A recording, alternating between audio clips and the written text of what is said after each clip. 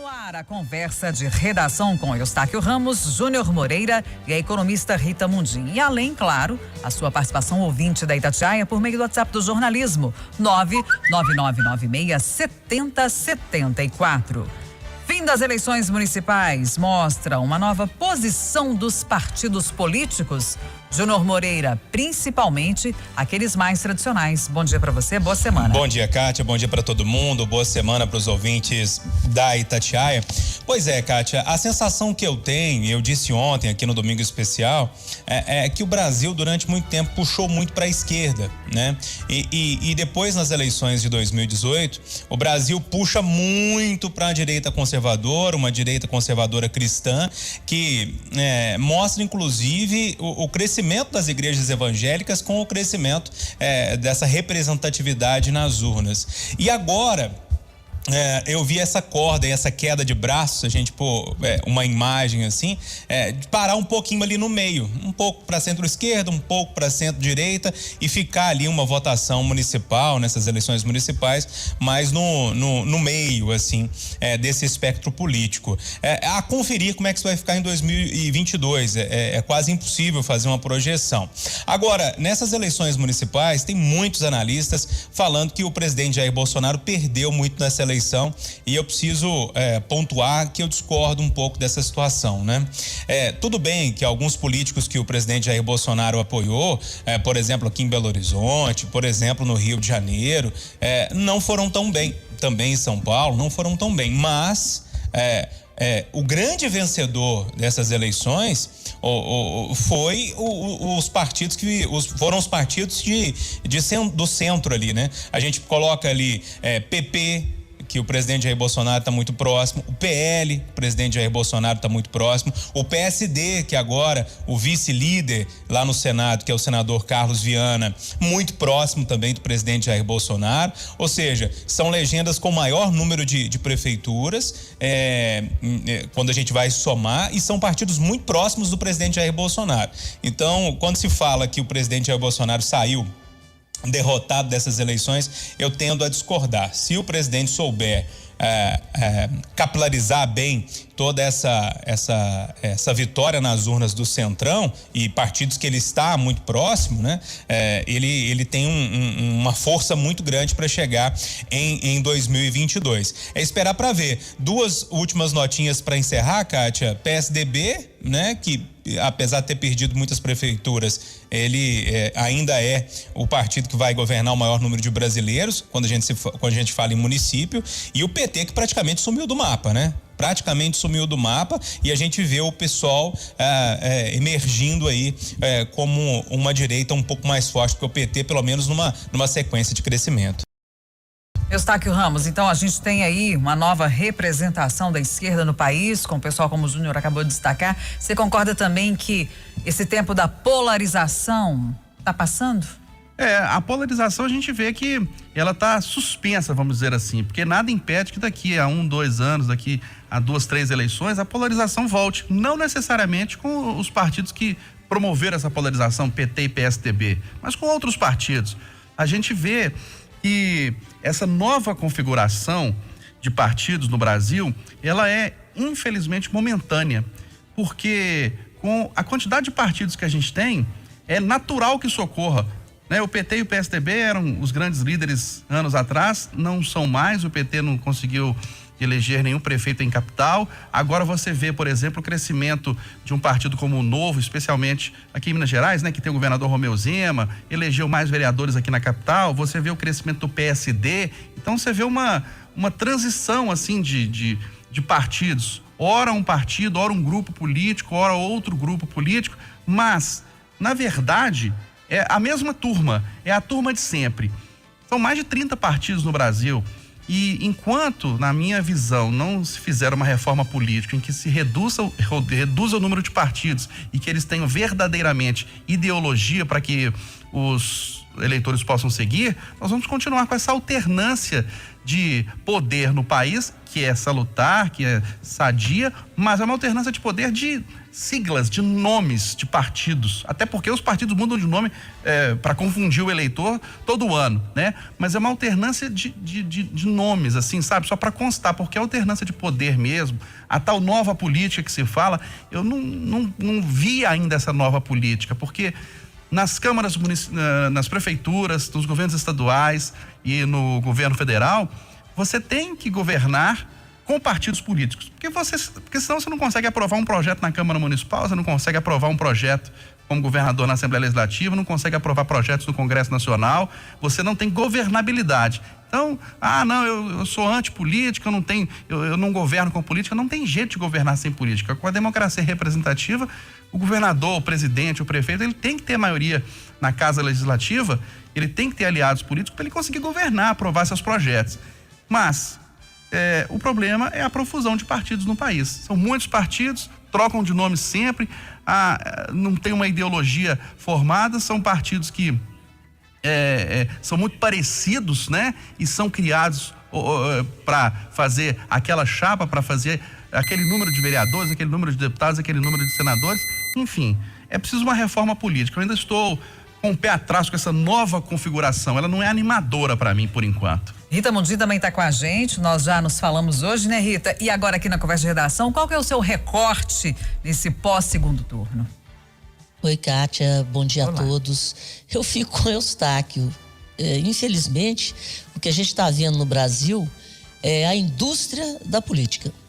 Eles criam partidos para mamarem no dinheiro do contribuinte, trocam os nomes dos partidos, mas são as mesmas pessoas, infelizmente, por trás das siglas, que se alternam.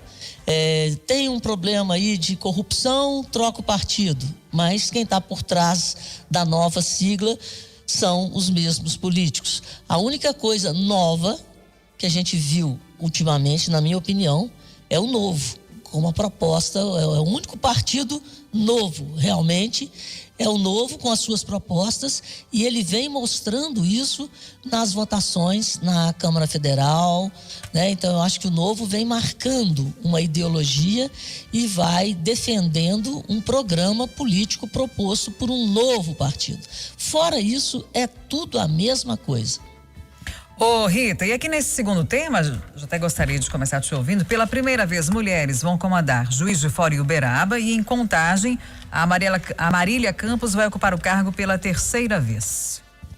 Eu acho que é saudável, né? A participação das mulheres na política ainda é aquém do que deveria ser, mas eu acho que a gente tem que ter também essa igualdade na avaliação do trabalho político, seja um homem, seja uma mulher.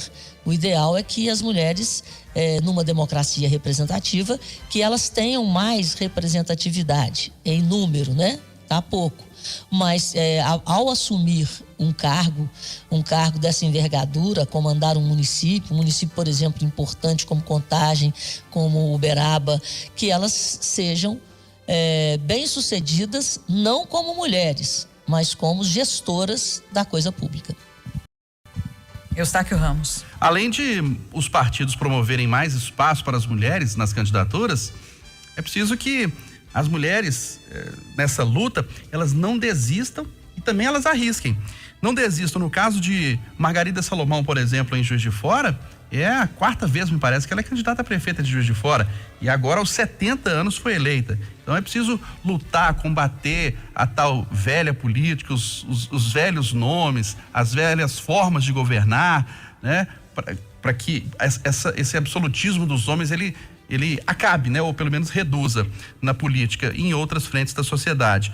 No caso de Contagem também, Marília Campos já foi prefeita 2 vezes e vai para o 3º mandato, ou seja, não desistiu de um projeto para o município de Contagem tendo uma mulher à frente. Isso é importante. E no caso da Elisa, lá em Uberaba também, se arriscando, jovem, 38 anos, não tem histórico político, é um histórico de gestor, é um histórico ligado à questão empresarial, da Federação das Indústrias lá na região do Triângulo Mineiro, e se arriscou, vamos dizer assim, né? Eu vou contra a velha política, contra os mandatários de Uberaba, vou tentar a eleição e conseguiu ser eleita. É importante isso. Mas ainda, como disse a Rita, como destacou, a representatividade, a representação das mulheres ainda na política é muito pequena. E os partidos muitas e muitas vezes promovem aqueles 30% de candidaturas femininas só para constar, né? Tivemos aqui em Belo Horizonte um exemplo clássico do PMB, né? Que é o Partido da Mulher Brasileira, teve um candidato homem, que foi o Cabo Xavier. Então daí você vê a dificuldade que é para as mulheres conseguirem avançar na política. Mas é de se louvar a coragem de algumas para tentar a primeira vez, a primeira eleição, e de outras de não desistir, né? Um exemplo mais claro para mim aqui é de Margarida Salomão em Juiz de Fora, agora finalmente eleita prefeita da cidade. Júnior Moreira, e a consolidação da participação feminina na política é uma coisa que vai ficar mesmo para o futuro, na sua avaliação? Porque os partidos mantêm essa prática que o Eustáquio acabou de citar, de colocar a mulher só para poder constar. E quando a gente olha resultado de eleição, tem mulher que não recebeu nenhum voto, quer dizer, nem o dela próprio. Ou seja, tem mulher que talvez, e a gente está falando daquilo que se conhece como laranja na política, tem mulher que nem sabia que era candidata. Pois é, Kátia, tem muito disso que você falou mesmo, né? Mas eu acho que a gente precisa comemorar essas cotas que foram colocadas na política, tanto para mulheres quanto para negros, e ver mulheres sendo eleitas como foram eleitas, né? Aqui em Minas Gerais e por todo o Brasil. As cotas, elas demoram um pouquinho para funcionar, né? É uma questão a longo prazo, mas a gente já começou a ver os resultados. Eu quero comemorar. Lógico que tem uma parte, como você disse, que é bem complicada, de laranjas, essa questão de colocar ali só para cumprir a cota e aí o dinheiro ir para os homens, ir para os grandes caciques, mas eu ainda acredito que as cotas a longo prazo vão resolver muito essa situação e a gente está vendo os resultados chegando. Agora, olhando para o futuro, espera-se que haja um incentivo à vocação desde a infância, a vocação feminina. Para que as meninas possam ter esse envolvimento desde cedo, né? E finalmente se consolidarem no envolvimento com a política. É uma questão muito cultural, né? Isso, né? Aquele homem que já é político, já é deputado, já é senador, já é governador, muitas vezes ele fala assim: deixa o meu filho mais velho ser o meu sucessor político, né? Infelizmente isso é uma questão cultural ainda, né? Por que não a mulher mais velha? Por que não a mulher mais nova? Né? A gente teve casos aí na política, por exemplo, lá em Recife, né? Tem o João Campos, que ganhou, filho do ex-governador Eduardo Campos, falecido, mas tem a prima dele também, que disputou o segundo turno com ele lá na cidade. É mulher, e por que não as mulheres serem também as sucessoras dos seus familiares, dos seus pais, das suas mães na política, né? É uma questão cultural, infelizmente. E o terreno possa ser preparado também para nós. Sim. Zema revela que vai tentar a reeleição em 22, Rita. Olha, eu achei a notícia espetacular. Eu acho que a gestão do atual governador de Minas é motivo de aplauso, né? Porque ele pegou um estado quebrado e eu acho que ele merece ter mais tempo para que a gente possa usufruir de uma gestão Zema com o estado saneado ou em melhor condição. Júnior Moreira, como é que você avalia essa notícia de que o Zema tenta se reeleger em 22? Kátia, era mais ou menos esperado isso já, né? Mas de qualquer forma, saindo da boca dele há 2 anos ainda da eleição, né? Eu achei um pouco precoce. Poderíamos esperar, que o governo de Minas tem muitos problemas para resolver. Então estamos aqui um dia após as eleições municipais discutindo as eleições de 2022. Não porque nós queremos, mas sim porque os nossos políticos nos obrigam, né? A situação... Mas de qualquer maneira, Júnior, também hoje é quase impossível quem está no primeiro mandato não tentar a reeleição, né? Foi o que eu disse, natural, né? É natural a notícia. Agora a situação de Minas, Kátia, me parece que caminha para uma disputa da pandemia, né? Calil versus Zema. O Calil já deixou claro entre as linhas aí que vai ser candidato também, o nome forte do do PSD aqui em Minas, né?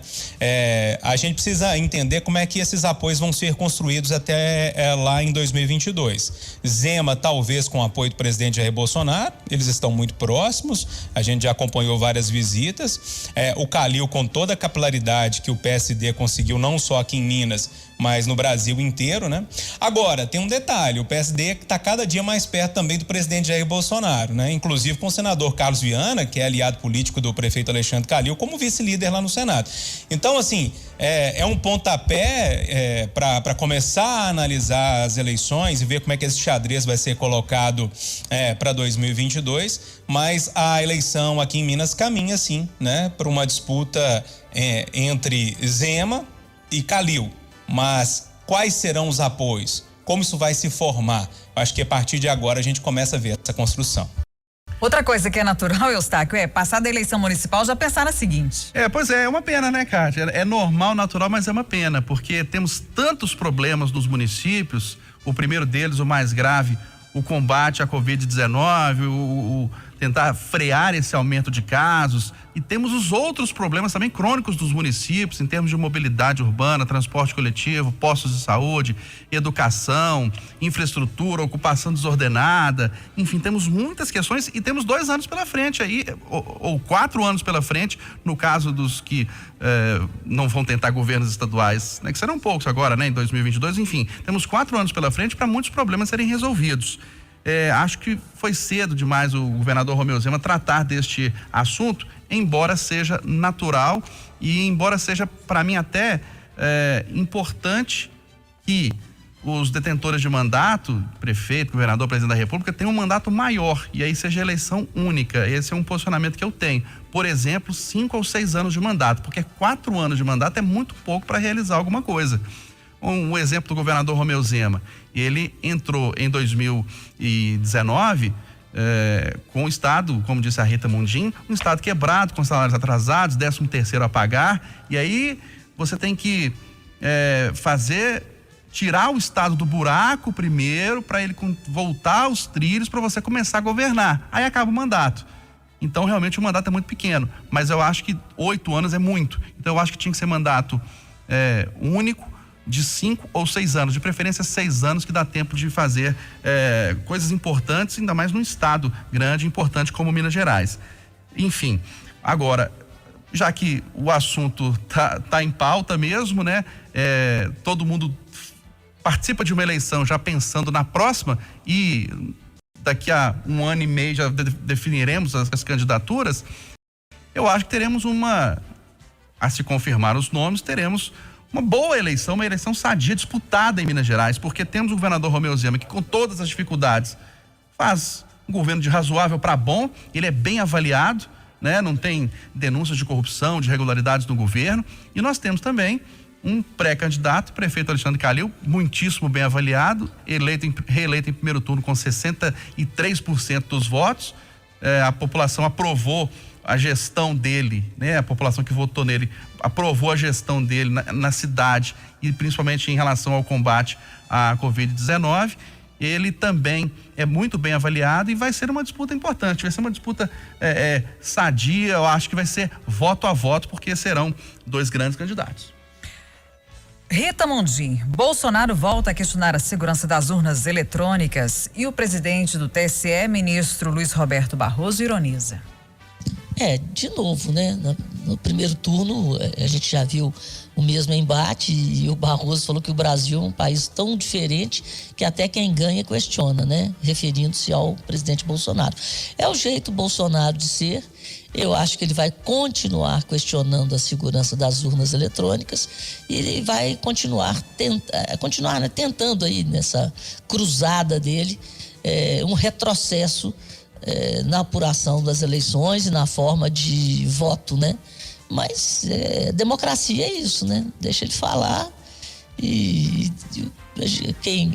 o presidente do Tribunal Superior Eleitoral se defende e defende a legitimidade do processo eletrônico. Ô, Júnior, faz sentido essa desconfiança em cima da urna eletrônica? Faz, Kátia, porque é uma construção de narrativa para 2022, né? Lá em 2022, se perder, toda a narrativa foi construída falando, olha, por causa de fraudes. Eu acho que o presidente Jair Bolsonaro precisa ser parado o mais rapidamente possível nessa situação de falar mal das urnas eletrônicas e colocar desconfiança em cima do nosso processo eleitoral.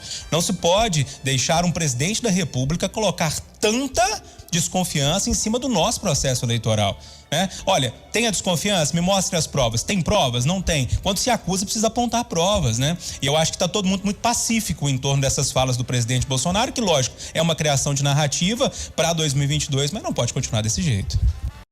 Olha, Kátia, o ouvinte da Itatiaia, eu tenho uma certa preguiça desse questionamento da urna eletrônica. É um sistema consagrado há mais de 20 anos e todo mundo foi eleito aí nesses últimos 20 anos com as urnas eletrônicas. Não há questionamento, não há indício de fraude, não há indício de corrupção, não há indício de invasão do sistema. E mesmo assim questiona-se a urna eletrônica. É um sistema consagrado, exemplo mundial. Nem os Estados Unidos, que é uma potência do mundo, utiliza a urna eletrônica. O Brasil utiliza. Temos que bater palmas para as urnas eletrônicas. 8h59. Final do Jornal da Itatiaia desta segunda-feira, 30